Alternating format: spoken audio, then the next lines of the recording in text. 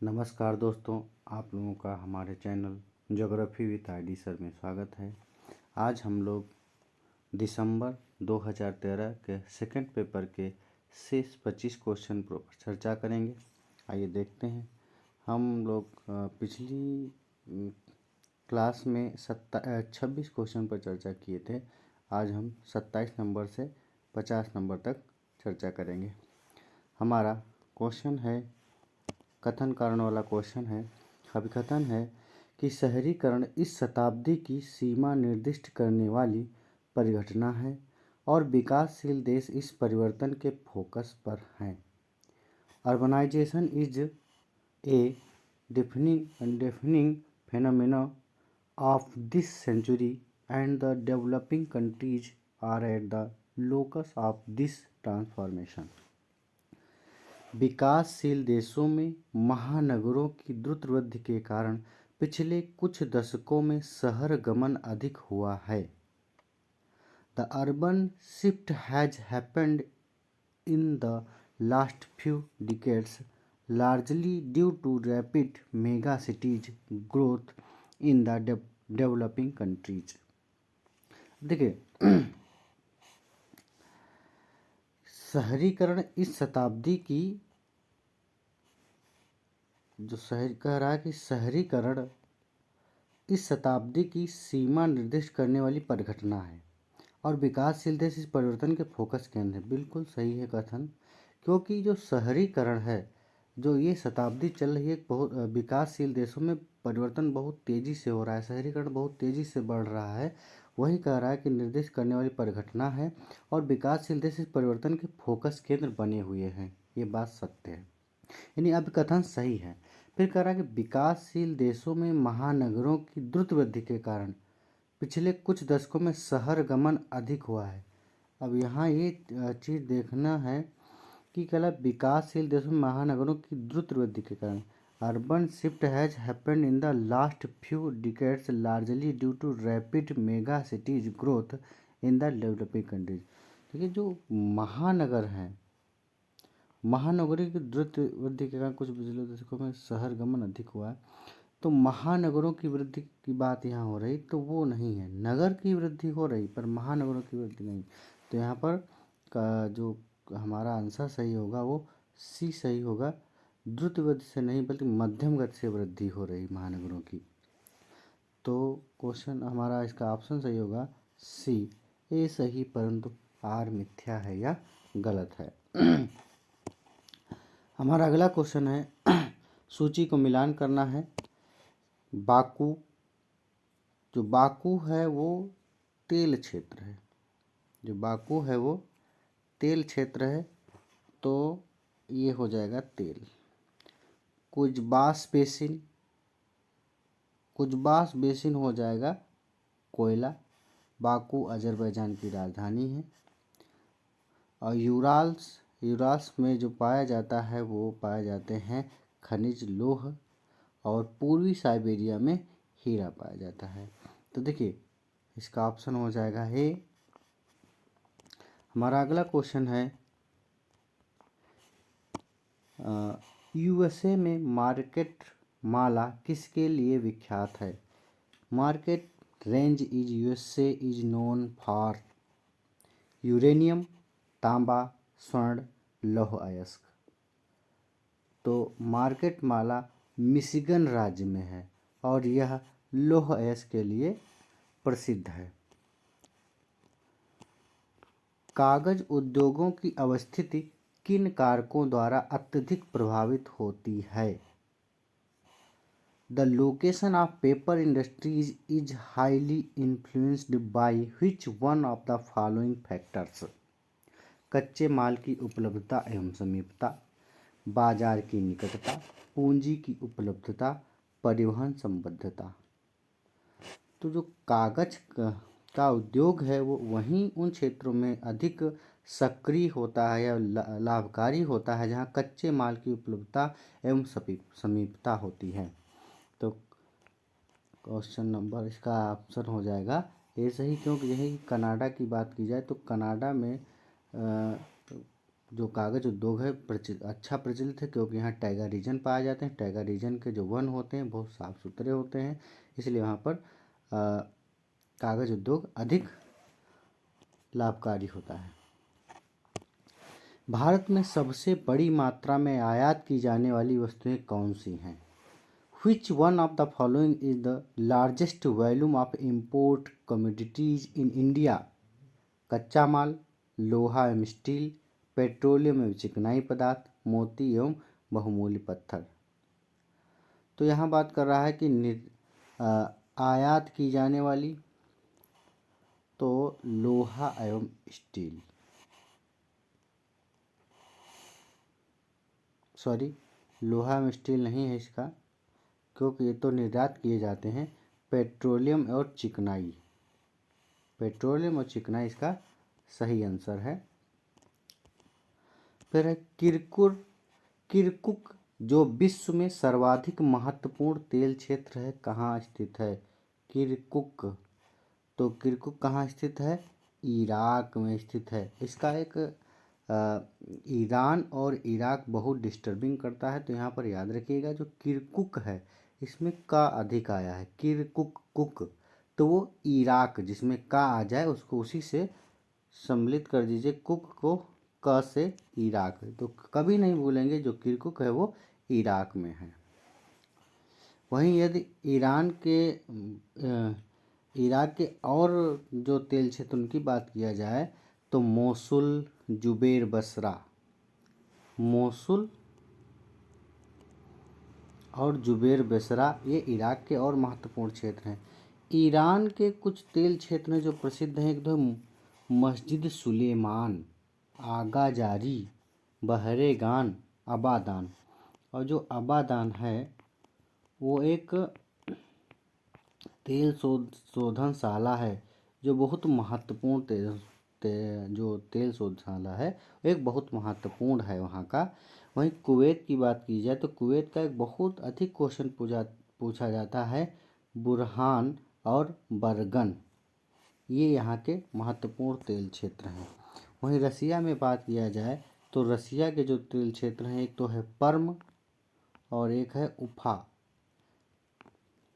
पर्म और उफा, ये महत्वपूर्ण वहाँ के तेल क्षेत्र हैं।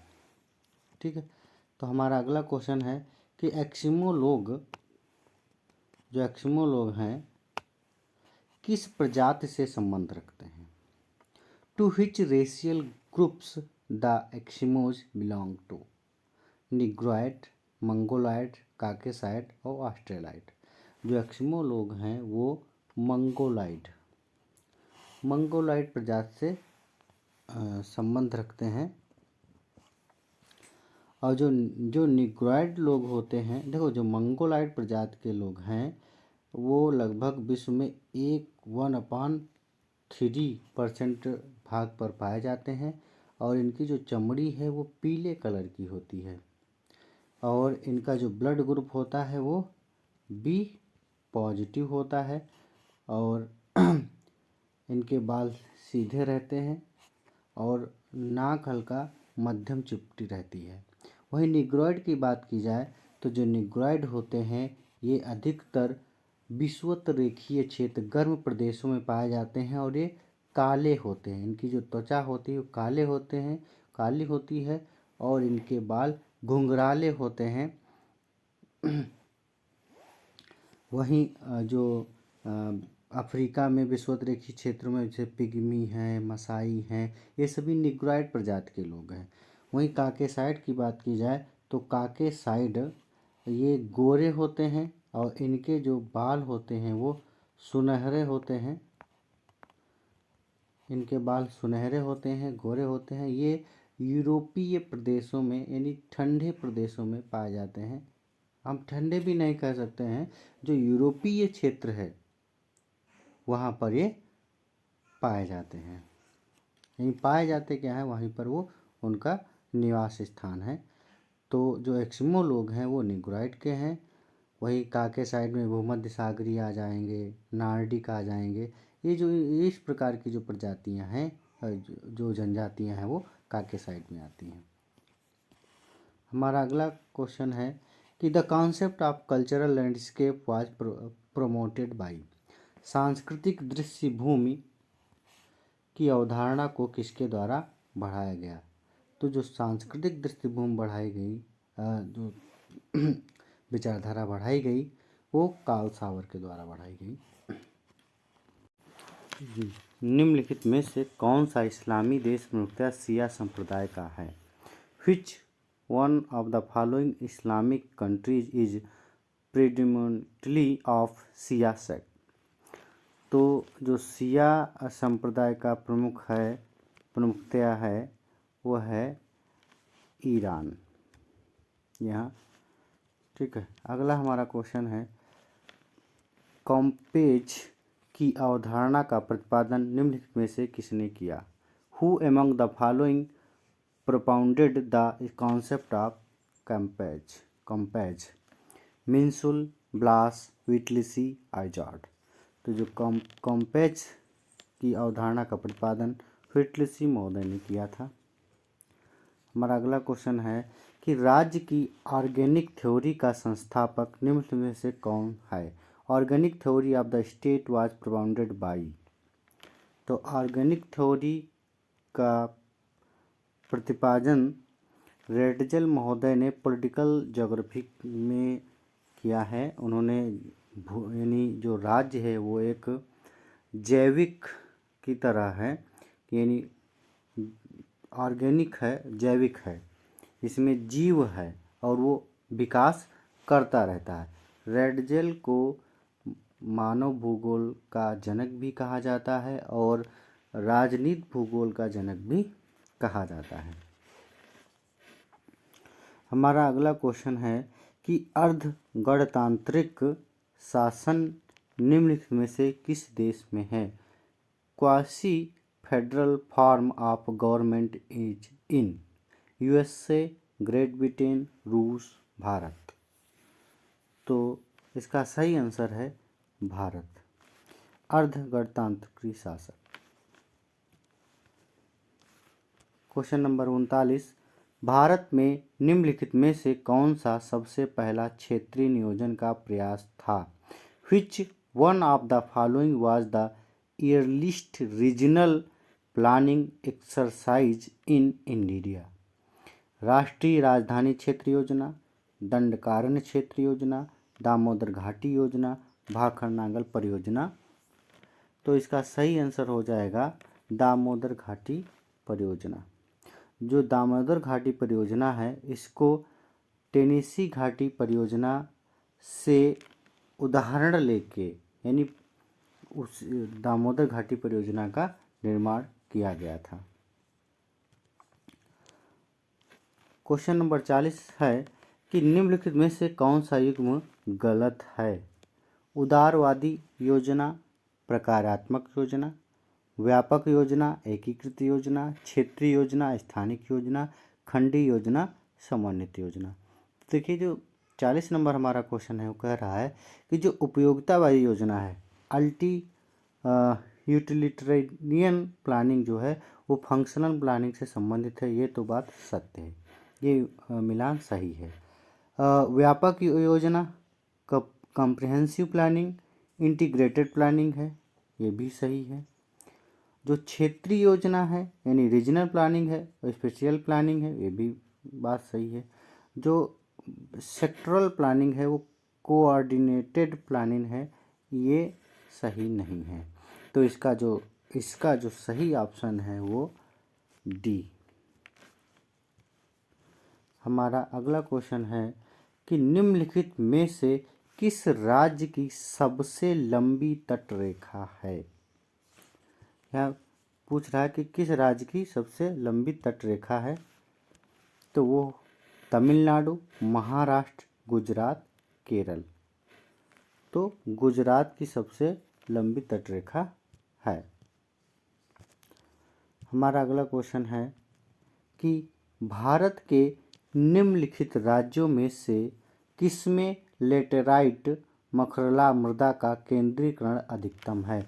इन which of the following states of India the concentration of laterite soils is higher. Odisha, Gujarat, Jammu एवं कश्मीर, अरुणाचल प्रदेश। तो ओडिशा में लेटेराइट की अधिकतम केंद्रीकरण पाया जाता है। अब जो 43 नंबर क्वेश्चन है वो कह रहा है कि अभिकथन और कारण। लेटेराइट मृदाएं केरल में सुविकसित हैं, यानी laterite soils are well developed in Kerala.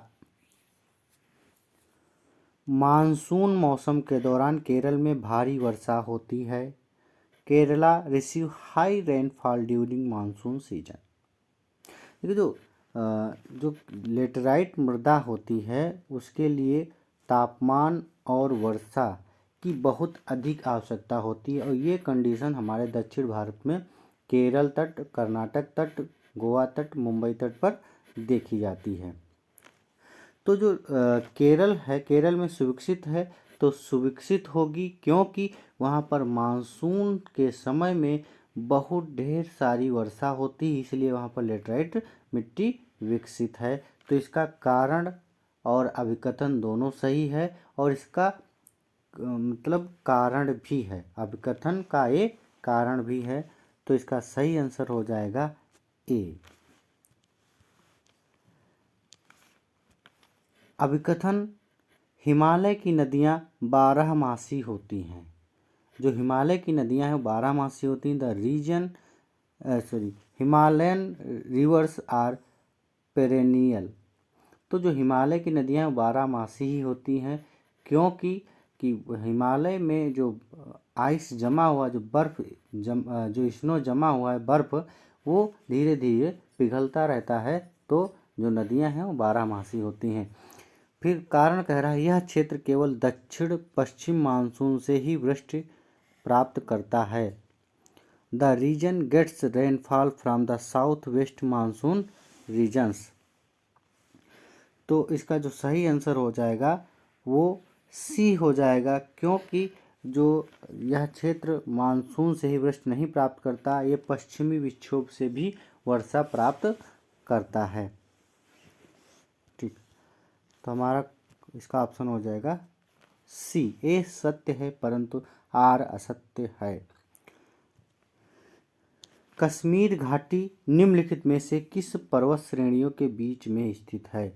The valley of Kashmir lease between which of the following ranges. तो देखिए, मैंने एक बार पिछली क्लास में मैंने बताया था कि इस प्रकार से है। जो हमारी ये रेंज है वो है शिवालिक। उसके बाद ये हमारी जो रेंज है वो है पीर पंजाल। ये मध्यम हिमालय है। फिर ये जास्कर श्रेणी है, और ये लद्दाख श्रेणी है। ये लद्दाख है और ये जास्कर है, और ये यहाँ पर काराकोरम है। काराकोरम। ये पूछ रहा है कि जो कश्मीर घाटी है, जो कश्मीर घाटी है वो यहाँ पर है, यहाँ पर। तो पीर पंजाल और जास्कर श्रेणी के मध्य में कश्मीर घाटी स्थित है, तो इसका सही आंसर हो जाएगा बी। क्वेश्चन नंबर 46 कहता है कि निम्नलिखित में से किस क्षेत्र में सिंचाई के अंतर्गत कृषि भूमि का अधिकतम अनुपात आता है? Which one of the following regions has the highest proportion of the agricultural land under irrigation? Punjab, Haryana मैदान, राजस्थान, गुजरात मैदान, पश्चिमी बंगाल डेल्टा, उत्तर प्रदेश, बिहार मैदान। तो पंजाब और हरियाणा जो मैदान है उसका अनुपात सिंचाई के अंतर्गत अधिक आता है। यहाँ अनुपात की बात कर रहा है, क्षेत्र की बात नहीं कर रहा है। ये स्केल वाला क्वेश्चन है कि निम्नलिखित एक्स एवं वाई चित्रों पर विचार कीजिए। एक चित्र ए है, सिर्फ एक चित्र एक्स है और एक चित्र y है, उनकी स्केल दे रखा है और स्केल से संबंधित कुछ कथन दे रखे हैं कि निम्नलिखित में से कौन सा कथन सही है। चित्र x छोटा पैमाना है और a एवं b के बीच की दूरी 40 मीटर है, ऐसा बताया। चित्र y बड़ा पैमाना है और c एवं d के बीच दूरी 4 किलोमीटर है। देखिए, जो बड़ा पैमाना होगा उसका जो ये RF होगा उसकी संख्या कम होती है, और जो छोटा पैमाना होता है उसकी संख्या ये RF बड़ी होती है, उसमें अपोजिट का संबंध होता है। यदि x की बात करें कि चित्र x छोटा पैमाना है तो यहीं पर ये बात गलत हो जाती है। फिर कहता है चित्र y बड़ा पैमाना है तो यहाँ पर बात गलत हो जाती है। चित्र x बड़े पैमाने का है और चित्र y छोटा पैमाने का है। a एवं b और c एवं d के बीच दूरी क्रमशः 40 मीटर और 20 किलोमीटर है, 20 किलोमीटर है। तो ये बात सत्य है, क्योंकि देखो चित्र x बड़े पैमाने का है, ये भी बात सही हो गई, और चित्र y छोटा पैमाने का, ये भी बात सही हो गई। फिर a एवं b और c एवं d के बीच की दूरी क्रमशः 40 मीटर और 20। जब इसको हम हल करेंगे तो दूरी इसी प्रकार से आएगी। ठीक, तो इसका सही ऑप्शन हो जाएगा सी। क्वेश्चन नंबर 48, यदि वर्षा की परिवर्तनशीलता का माप करना है तो निम्नलिखित में से किस तकनीक का हम उपयोग करेंगे। If the variability of rainfall is to be measured, which of the following techniques will be used? माध्य विचलन, मानक विचलन, विचरण का गुणांक, अंतर चतुर्थक परास। तो इसका जो सही आंसर होगा विचरण का गुणांक होगा। निम्नलिखित में से कौन सा मात्रात्मक वितरण मानचित्र नहीं है। Which of the following is not a quantitative distribution map? वर्ण प्रतीकी मानचित्र, सममान रेखा मानचित्र, बिंदु मानचित्र, वर्ण मात्री मानचित्र। कोरोसिमेट्रिक मैप, आइसोप्लेथ मैप, डॉट मैप और कोरोप्लेथ मैप। तो यहाँ कह रहा कि क्वांटिटेटिव डिस्ट्रीब्यूशन मैप नहीं है, तो वो वर्ण प्रतीकी मानचित्र नहीं, क्योंकि ये क्वालिटेटिव है और सभी क्वांटिटेटिव है। क्वेश्चन नंबर 50, भारत में राजकीय स्तर पर जनसंख्या की व्यावसायिक संरचना किसके द्वारा श्रेष्ठ निरूपित होती है। Occupational structure of population in India at state level is best represented by dot method, isopleth method, choropleth method और पाई डायग्राम। तो इसका आंसर पाई डायग्राम सही होगा। और आज हम लोगों की क्लास पूरी होती है। हमारा अगला लेक्चर दिसंबर 2013 का थर्ड पेपर का रहेगा। और आज के लिए धन्यवाद।